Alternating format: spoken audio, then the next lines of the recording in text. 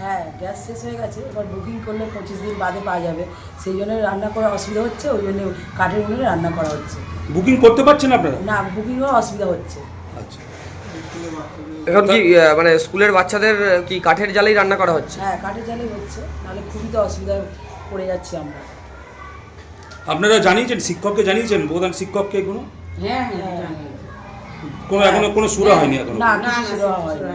তো এই কষ্ট করে ঘেমে যাচ্ছেন, চান করে খাওয়াতে হচ্ছে বাচ্চাদের। হ্যাঁ, ধোঁয়া হচ্ছে, তরকারিতে ধোঁয়া গন্ধ হবে, সব সমস্যা হচ্ছে। আপনার নাম? মধুমিতা মণ্ডল। আপনার নাম? নিভা বাবু।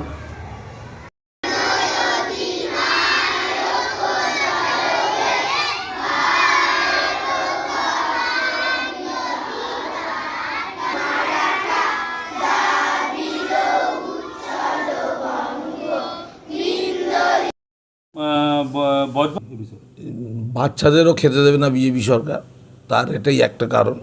21 দিনে ছাড়া ক্যাশ পাওয়া যাবে না। এবার তারপরে আবার কি আর একটা বোধহয় ডেট করেছে, 25 দিন করেছে।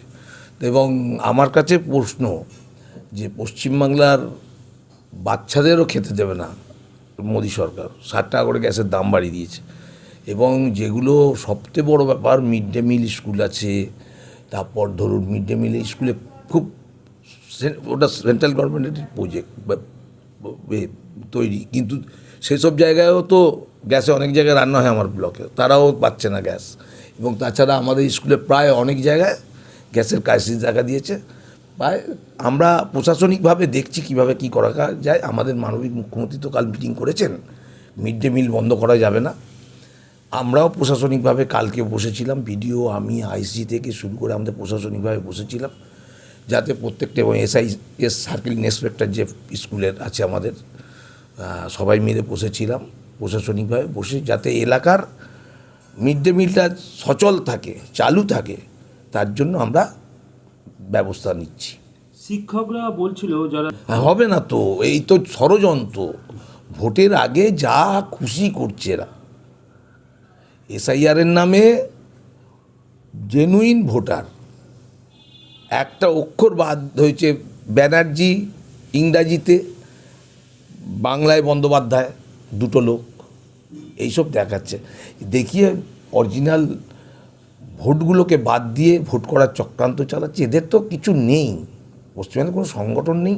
পশ্চিমবাংলার মুখ্যমন্ত্রী এত ভালোভাবে চালাচ্ছেন, এবং আমাদের এমপি সাহেব অভিষেক বন্দ্যোপাধ্যায়, তিনি ডায়মন্ড হারবারকে সাজিয়ে দিয়েছেন।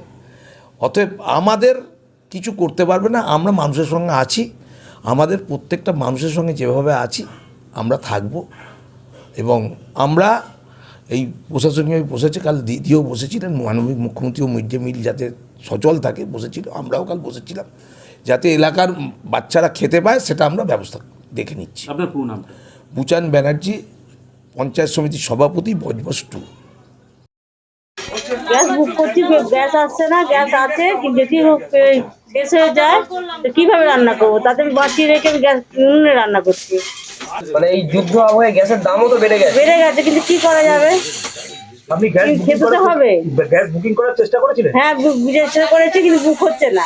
রান্না থাকতে তাহলে এখন তো গ্যাস পুড়ে গেছে, তার মানে কি এরা যদি চলতে থাকে তাহলে কি অবস্থা হবে আপনার? কি অবস্থা, কাঠফুটো নেই, কাঠে রান্না করছি কষ্ট করে, ছেলেগুলো খাওয়াতে হবে, খেতে হবে, খেতে তো হবে না, খেতে থাকা যাবে না। তাহলে কি এই অসুবিধার মধ্যে আপনার পড়ে গেলেন? হ্যাঁ, সে তো পড়ে যাবো। একটু দেখুন আপনারা যদি কিছু ব্যবস্থা করতে পারেন। আপনার নাম কি? আমার নাম চম্পা মুখার্জি। এটা কোন জায়গা? এটা আগ্রা পুরনো বাজার, সুগরিপাড়া। রান্না হতো? হ্যাঁ, গ্যাসেই রান্না হতো, কিছুদিন 10-12 দিন হলো আমি কাঠেই রান্না করছি। মানে এই পরিস্থিতির জন্য, এই পরিস্থিতির জন্য। উনুন কতদিন পরে জ্বাললেন মোটামুটি তাও? হ্যাঁ, আমি মানে 10-12 দিন আগেই জ্বেলেছি। না না, সেটা বলছি না, গ্যাস এই যে উনুনটা এর আগেও তো হ্যাঁ, আগে জ্বালাতাম আমি। 10 বছর আগে জ্বালিয়েছেন কি 15 বছর আগে না, আমি জ্বালিয়েছেন? 5 বছর আগেই জ্বালিয়েছি। রেখে দেওয়া হয়েছিল উনুনটা, গ্যাস ছিল।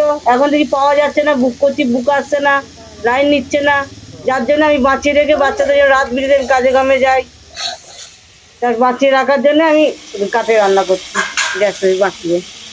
আপনার নাম? আমার নাম চম্পা মুখার্জি।